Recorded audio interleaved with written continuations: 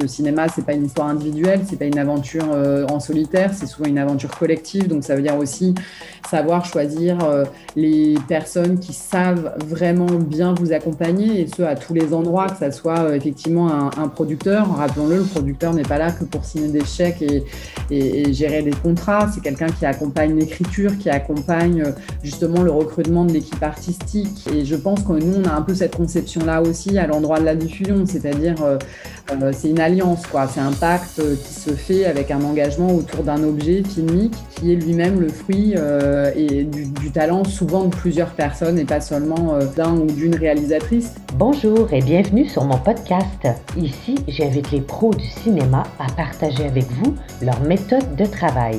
De l'écriture à la sortie d'un film, comment ne pas baisser les bras quand ça coince. Merci à l'INIS, partenaire présentateur de Cinéritage. Bonne écoute! Violaine et Timothée, je suis vraiment très heureuse de vous accueillir à Cinéritage, donc c'est vraiment un grand honneur. Il y a environ 1 an, vous avez décidé de fusionner vos 2 boîtes respectives, donc Ligne 7 et Doc 66, pour donner vie à une nouvelle structure de distribution et de production, Les Alchimistes.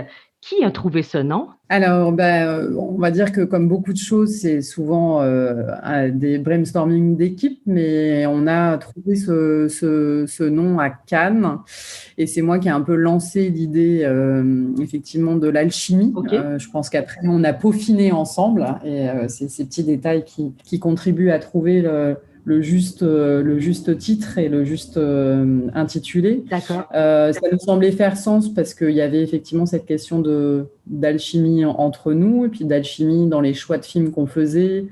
C'est souvent des histoires de rencontres entre nous et des films, et puis des gens avec qui on a envie de travailler, et puis aussi avec le public à terme, parce que c'est quand même pour ça qu'on a envie, nous, de défendre les films en salle. Donc la question de l'alchimie, en fait, elle est assez transversale. Vous avez un ADN québécois, donc dans votre ligne éditoriale, quelques films du Québec se retrouvent dans votre catalogue. Vous travaillez avec Chantal Pagé, que j'aime particulièrement. Est-ce que vous vous occupez des films québécois principalement comme distributeur sur le territoire français?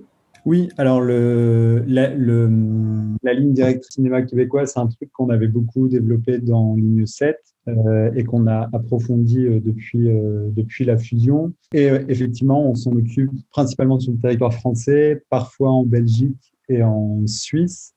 Okay. Et cette histoire québécoise, elle est beaucoup liée à Chantal Pagé et aux évolutions de Maison 4 tiers.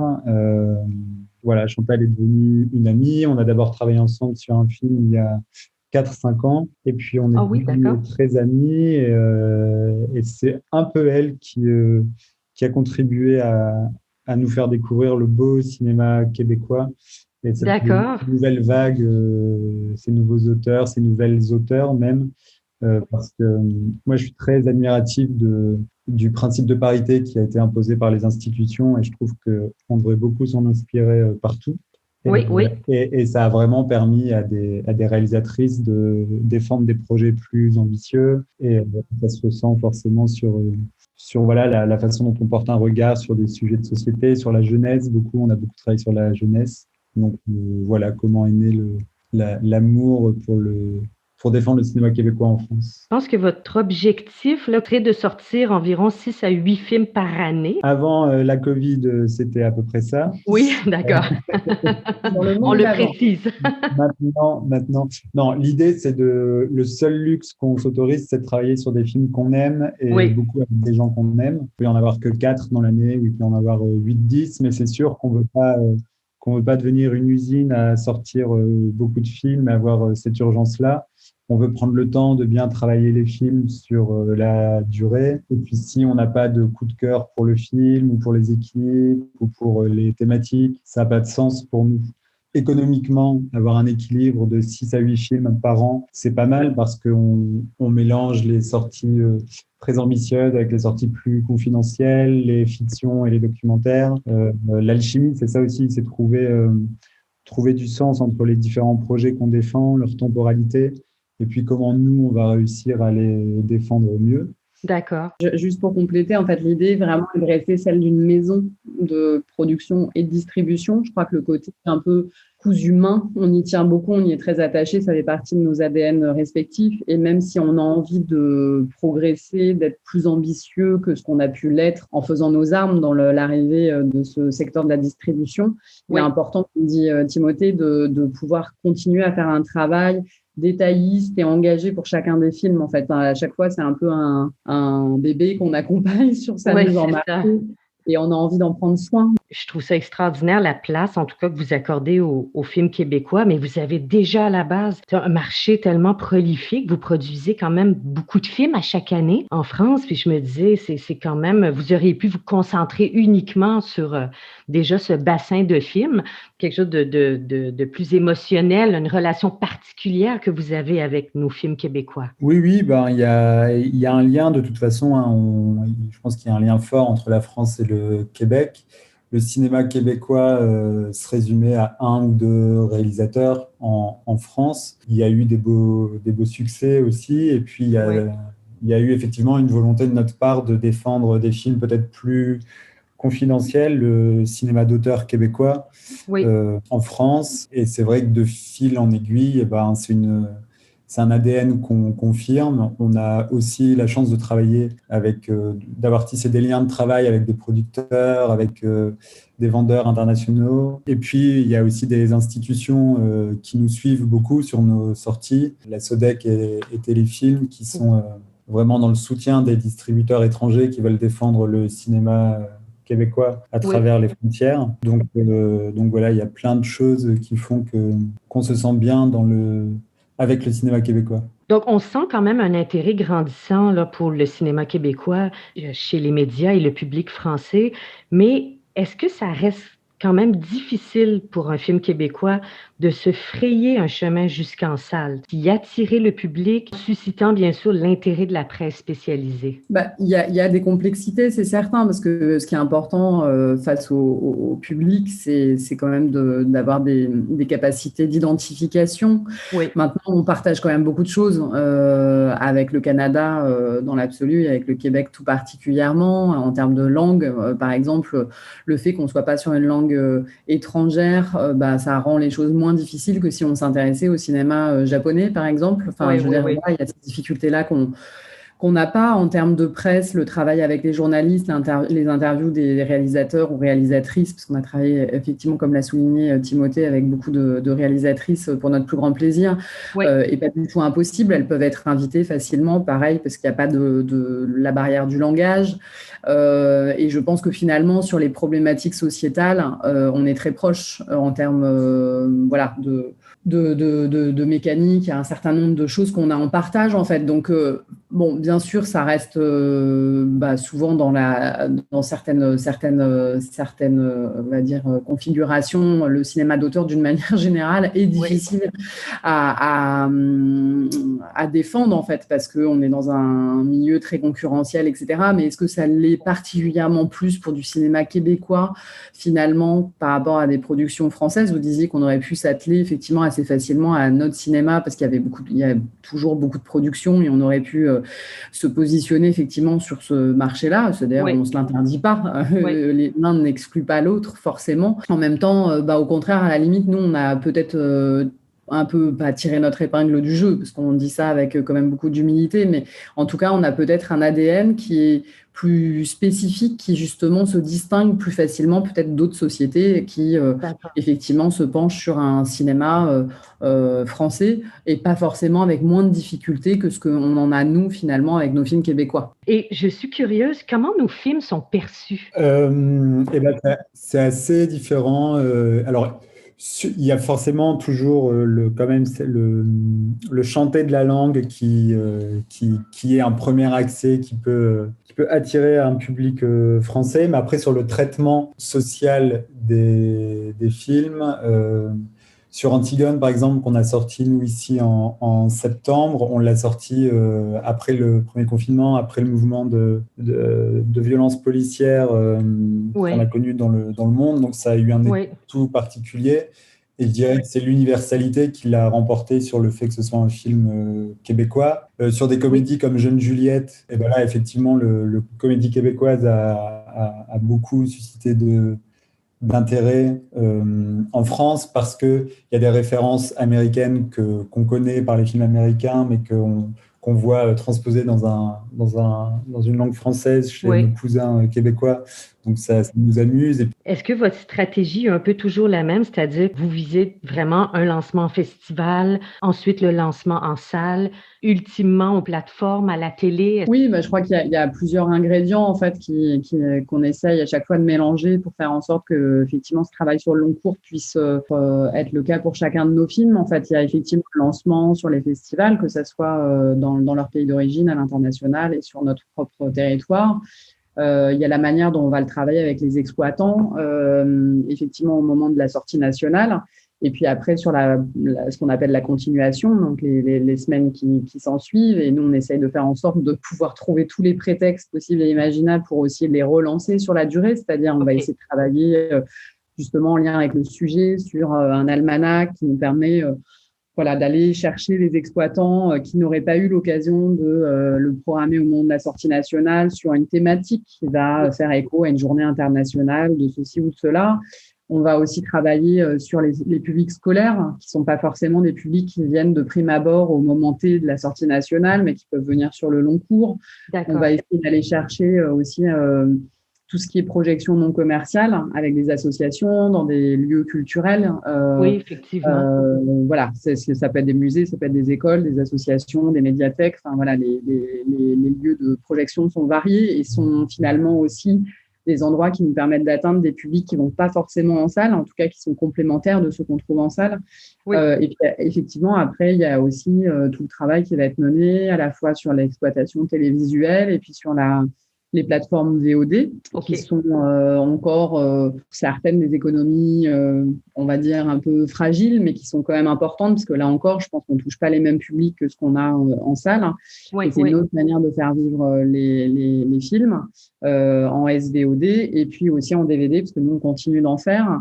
Alors, pas tellement à l'endroit du grand public, dans le sens où je pense que même si nous, on défend le fait que ça reste un outil de transmission cinématographique, un support certes matériel, mais qui a sa valeur parce que souvent, bah, on essaye de les penser en ajoutant au film une vraie valeur ajoutée, en mettant des beaux bonus, des Oui, suppléments exactement. de séquences inédites, d'interviews, de choses qui nous semblent faire sens et qui ramènent vraiment ce qu'on appelle une valeur ajoutée au film. Oui, on a Euh, des extras très appréciés d'ailleurs. Oui, Exactement. Bah, finalement, c'est des supports qu'on vend assez peu au grand public, qui sont plutôt vendus à des institutions culturelles comme des médiathèques ou des écoles, etc., mais qui sont du coup aussi d'autres manières de toucher des tranches de la population qui n'ont pas forcément vu nos films en amont.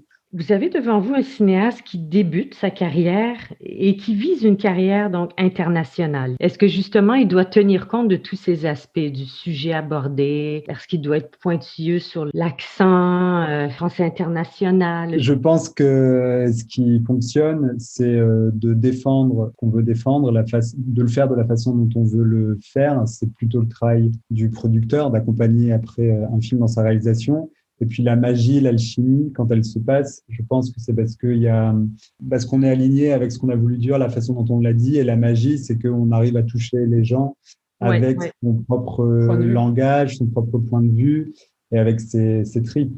Je ne sais pas s'il y a des conseils à donner sûrement qu'il y a plein de conseils à donner pour réussir à être sélectionné à Cannes et pour réussir à être dans les grands festivals et à plaire. Oui, Mais de la même façon que je ne suis pas sûr qu'il faille faire des écoles de cinéma pour savoir faire du cinéma, OK. je pense que la beauté, c'est on le fait en s'écoutant, en étant sûr de vouloir faire ce qu'on fait, en se battant pour y arriver. Oui, Et En étant à la fois sincère et engagé. voilà, il faut être Voilà. aligné, quoi. ça. Et de la même façon, c'est pareil un peu. Nous, quand on réfléchit nos plans de distribution, Oui, il y a des choix qu'on fait qui sont des fois pas évidents, mais qui nous paraissent les plus justes d'accord. pour le film, qui sont peut-être pas la logique du marché, qui nous paraissent nous les plus justes. Et souvent, quand même, on est conforté par le public dans nos choix. Alors, quand je dis on est conforté par le public, je dis pas qu'on fait 3 millions d'entrées à chaque fois, mais en tout cas, on n'a que des échos hyper enthousiastes sur les films. Et pour nous, c'est beau en fait d'accompagner un réalisateur ou une réalisatrice dans une salle où le public ressort content, ému, où il a appris des Ah choses. oui, oui, oui, oui. Voilà, et ça, c'est vrai que il n'y a pas d'école pour apprendre C'est une ça. partie du salaire, hein? Ouais. Oh oui. Ah, ça- Et Oui, il n'y a pas de recette magique, il n'y a pas de miracle. Il y a c'est juste ça. à un moment, effectivement, une expérience qui se forge au fil des films et des dossiers quand on est à la place du réalisateur ou d'un auteur. Mais il Oui, y a oui. l'expérience, puis après, il y a la sincérité, l'engagement et il y a le talent. Enfin, voilà, c'est comme ça. C'est des choses qui se mélangent, qui se juxtaposent, qui s'alimentent. Je crois qu'il Oui, ne faut pas oublier aussi que, et je pense que Timothée l'a rappelé justement, en fait, le cinéma, c'est pas une histoire individuelle, c'est pas une aventure en solitaire, c'est souvent une aventure collective. Donc, ça veut dire aussi savoir choisir les personnes qui savent vraiment bien vous accompagner, et ce, à tous les endroits, que ça soit effectivement un producteur. Rappelons-le, le producteur n'est pas là que pour signer des chèques et gérer des contrats. C'est quelqu'un qui accompagne l'écriture, qui accompagne justement le recrutement de l'équipe artistique, qui va être un soutien. C'est une barque commune qu'on mène et je pense que nous, on a un peu cette conception-là aussi à l'endroit de la diffusion, c'est-à-dire oui. c'est une alliance, quoi. C'est un pacte qui se fait avec un engagement autour d'un objet filmique qui est lui-même le fruit et du talent souvent de plusieurs personnes et pas seulement d'un ou d'une réalisatrice. D'ailleurs, là, on va bientôt défendre la déesse des mouches à feu en France. Il y a une Oui, petite d'Anaïs, formule oui, oui. dans le générique, puisque je crois que la réalisatrice a salué de manière comme ça très transversale toute son équipe en citant Ouais. de manière collective le film. Et je crois que c'est finalement, ça pourrait être le cas de manière beaucoup plus fréquente dans les films, sans retirer quelque chose d'important évidemment à l'endroit du chef d'orchestre que représente le réalisateur. Mais voilà, Ouais. je crois que c'est important aussi de rappeler cette dimension collective, en fait, que c'est pas des aventures en solitaire et que souvent c'est vraiment des histoires aussi de comment on est Ouais. entouré pour arriver à faire germer une belle idée et en faire devenir un très bon Effectivement. film qui arrivera à trouver, s'il est ensuite bien accompagné lui-même, son public. Un réalisateur, une réalisatrice qui décide d'auto-distribuer son film, est-ce que vous allez lui dire, c'est, c'est peut-être pas une bonne idée ou c'est faisable? Ou est-ce qu'on passe à côté de quelque En chose? fait, je pense qu'il y a la distribution, donc le côté stratégie de sortie du film, l'avis de la réalisatrice, du réalisateur est important parce que nous, on est la dernière étape, on est les passeurs en fait de 5 ans de vie parfois d'un réal. Nous, on a cet héritage-là, on doit être cohérent avec le message que le film veut faire passer, mais en même temps, c'est connaître le marché, le saisir et savoir angler l'approche du film pour toucher un public. Je pense que c'est deux choses différentes. Donc, si un réalisateur, une réalisatrice veut défendre son film tout seul, toute seule, je pense que c'est possible. Moi, j'ai travaillé avec des réals qui ont fait la stratégie de distribution de leur film et ça a très bien Oui. fonctionné. OK. Mais c'est la programmation, par exemple, c'est des temporalités qui sont hyper compliquées, c'est des contacts. Il faut connaître les bonnes personnes dans les bons cinémas. Il y a tellement de distributeurs qui existent en France, mais au Québec aussi, que si on n'arrive pas à se faire son réseau, c'est plus compliqué, forcément. Ouais. Voilà. Est-ce que pour vous aussi, dans votre profession, vous le sentez que c'est important de serrer les bonnes mains? Est-ce que ça aide votre travail? Oui, oui, oui. Je pense que c'est important. Et en fait, enfin, là, juste pour compléter aussi ce que venait de dire Timothée, en fait, il y a une histoire de carnet d'adresses, il y a une histoire de dextérité, de connaissance du marché, de savoir ce qu'on peut demander ou ce qu'on peut ne pas demander, Oui, d'accord. de savoir quel est stratégiquement le bon endroit pour lancer le film. Encore une fois, on n'est pas dans des recettes miracles. On est dans des Oui, approches qui, je pense, se construisent sur un certain nombre de règles et d'usages, mais aussi du cas par cas et un travail détailliste qui est pensé spécifiquement pour chacun des films. Il y a des films qui marchent très bien à Paris, où souvent le démarrage est décisif pour la carrière du film, mais finalement, il y a des films qui vont se construire beaucoup mieux et pas du tout à Paris, et beaucoup mieux dans des territoires ruraux, parce que le sujet ne fait pas ne fait pas écho finalement beaucoup à ce qui peut-être est dans l'air du temps à Paris spécifiquement. Bon, je veux dire, voilà, il y a des histoires oui, de connaissances, de dextérité, d'agilité. Et c'est Oui, là où je pense qu'effectivement, bien sûr, les réalisateurs, ils peuvent défendre leurs films seuls. Il y a déjà eu des expériences faites et bien faites, avec parfois même des succès qui nous laissent quantitativement, si vous voulez, un peu étonnés, et ce qui sont plutôt, oui, assez bons en fait.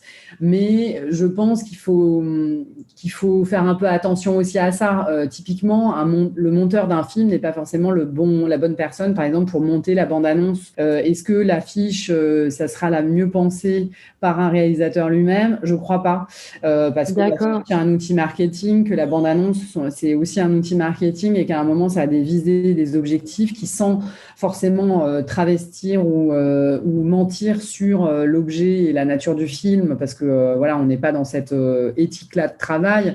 À un moment, elle doit remplir des objectifs aussi d'efficacité. Donc, on doit être souvent sur quelque chose qui va possiblement un peu irriter même parfois les réalisateurs, qui ne vont pas s'y retrouver parce qu'on n'est pas dans les mêmes temporalités que le film, parce qu'on est dans des choix peut-être un peu plus où on essaye d'accélérer les choses. Enfin, voilà. Et tout ça fait que, ben, oui, encore une fois, je pense que la complémentarité des talents, des compétences est importante à respecter, et qu'il faut savoir déléguer, s'entourer pour faire...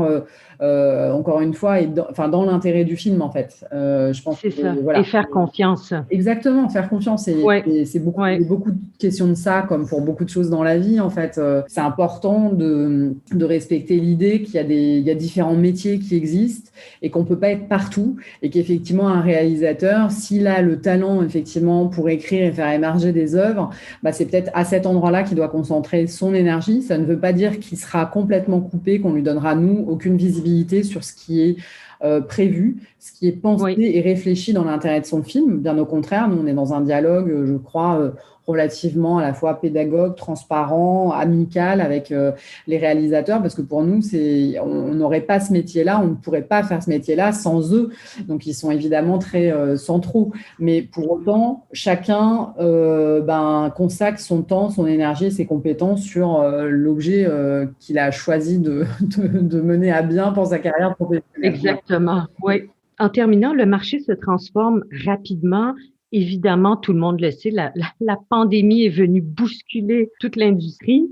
Pour vous, qu'est-ce qui s'en vient pour les 2-3 prochaines années, là? Mais on a du mal à l'entrevoir. Je pense que ce sera, j'avais envie de dire quitte ou double, mais Ah oui, oui. en fait, voilà, soit le marché va continuer à se tendre encore plus et va favoriser ceux qui étaient déjà puissants, soit le marché va un peu se raisonner. Les distributeurs qui sortent 30 films par an vont se dire que définitivement c'est plus raisonnable de sortir 20 films ou 30 films par an, et on va réussir à affirmer ce qu'on a vu nous un peu en France à la réouverture cet été. On va réaffirmer l'importance du cinéma de proximité, l'importance des plus petites salles que tu connais bien, et qui font un travail cohérent avec leur public en fonction de leur géographie, qui défendent des films sur la durée plutôt que sur une semaine ou deux, et puis après on passe à autre chose. Voilà, je pense que la notion de proximité, le besoin d'être ensemble va s'affirmer. L'autre force de domination et de marché popcorn va sûrement aussi vouloir rattraper le temps perdu. Tous les films ne sont pas sortis sur Disney+, et tous les films ne sont pas sortis sur les plateformes. Il y a beaucoup de films. En France, on a plus de 400 films qui attendent de sortir. Mais voilà, je pense que le cinéma ne va jamais mourir. Le cinéma s'est toujours retransformé. Je pense que nous, on doit garder l'importance de croire en ce qu'on fait, et la beauté aussi de la rencontre par le cinéma avec l'autre, avec d'autres cultures, avec des endroits qu'on ne visiterait pas autrement. Et c'est pour ça qu'il faut se battre. Après, advienne que pourra. Je crois qu'on a été aussi très conscient avec cette crise qui nous a isolés, qui a mis à mal le lien social, les sorties, les pratiques culturelles, etc., de l'importance de ce besoin presque vital de cinéma, de rencontres, de quitter l'entre-soi et de pouvoir être dans une salle obscure pour vivre une expérience finalement collective, ce qui est très différent de regarder un film sur son petit écran chez soi. C'est sûr. Même si on le fait avec des copains ou sa famille, je pense ça n'a rien à voir parce que justement, nous, sur le cinéma qu'on défend, il permet aussi de parfois faire émerger finalement des débats citoyens comme il n'y en a nulle part d'autres à d'autres endroits de la société. En fait, c'est une expérience assez unique de se retrouver dans une salle dont on ne mesure pas qui vient de quelle partie de la société et de pouvoir débattre autour d'une œuvre qu'on a vue en commun, d'un dénominateur commun qu'on n'avait pas, auquel on n'était pas préparé forcément en amont, et puis d'un moment de se lancer comme ça sur des réflexions à travers des débats. Donc c'est quelque chose qui est rendu possible par le cinéma, et je pense que ça, tout le monde va continuer d'y rester aussi attaché. C'est quelque chose que personne ne peut prendre cette place-là, même pas évidemment les plateformes qui ont beaucoup progressé, qui ont évidemment gagné des parts importantes de marché ces derniers mois. Donc moi, je suis assez d'accord avec Timothée. Je pense que le cinéma ne va pas mourir, il va apprendre à se transformer, peut-être en se concentrant sur ses spécificités. D'un côté, un cinéma très commercial avec des dispositifs technologiques extrêmement élevés qui ne pourront pas être remplacés par des équipements aussi bons soient-ils domestiques. Et puis de l'autre côté, un cinéma au contraire très humain qui se concentre sur le cinéma dans son aspect aussi d'œuvres uniques qui ne sont pas trouvables ou très peu montrées sur les plateformes et qui permettent de créer du lien. De l'échange, voilà. Et je crois que cette spécificité-là, si nous, on y reste consacré, qu'on reste concentré sur cet objectif, il n'y a pas de raison que ça disparaisse. Ça se fera certainement avec quelques difficultés, ça c'est certain. Il faut se préparer. Voilà, donc on aura besoin que le public qui partage cette idée revienne le plus vite possible en salle. Voilà, on lui donne rendez-vous dès maintenant, mais on y croit en tout cas. Voilà. Et à l'avenir des salles aussi, j'imagine, parce que vous avez un rapport quand même très étroit avec les salles. Donc, je pense qu'à la réouverture là, de vos salles, je pense que les cinémas art et essai s'en sont quand même bien tirés, non, par rapport aux grandes chaînes? Je pense que le public était bien de retour. Il y a beaucoup de salles qui souffrent quand même. Malgré tout, oui. Ça reste très dur, mais c'est vrai que les cinémas de proximité ont plutôt tiré leur épingle du jeu par rapport aux multiplex. Ça, c'est un fait et on espère que ça va se confirmer. Même si on a besoin des multiplex aussi pour vivre. Hein. Le financement du cinéma en France fait que c'est les gros blockbusters qui aident les films très, très indépendants à sortir. Donc, c'est un équilibre, c'est une alchimie qu'il faut réussir à préserver. Mais les réseaux art et essai ont tendance à s'en être mieux sortis parce qu'ils connaissent leur public, parce que le public est rassuré d'aller dans un cinéma qui a 3 salles, 4 salles, plutôt que 25 salles où c'est des machines qui vendent les tickets, parce que la programmation n'était pas la même aussi. Hein. Les films d'auteurs n'ont pas déserté la période de reprise qui était difficile. En tout cas, je souhaite longue vie aux alchimistes. Vraiment, là, j'aime beaucoup votre structure et merci en tout cas, sincèrement, d'accorder cette place pour nos films québécois. Et avec plaisir, merci beaucoup. Oui. Et puis on espère bientôt se voir au Québec. Oui, très ravi. Quand on pourra voyager. Exactement. C'est déjà la fin. Merci beaucoup d'avoir consacré du temps à nous écouter. Cinéritage est également disponible sur ma chaîne YouTube. Merci de vous abonner, liker, partager et commenter. Alors voilà, j'ai déjà hâte de vous retrouver dans le prochain épisode. À bientôt et portez-vous bien.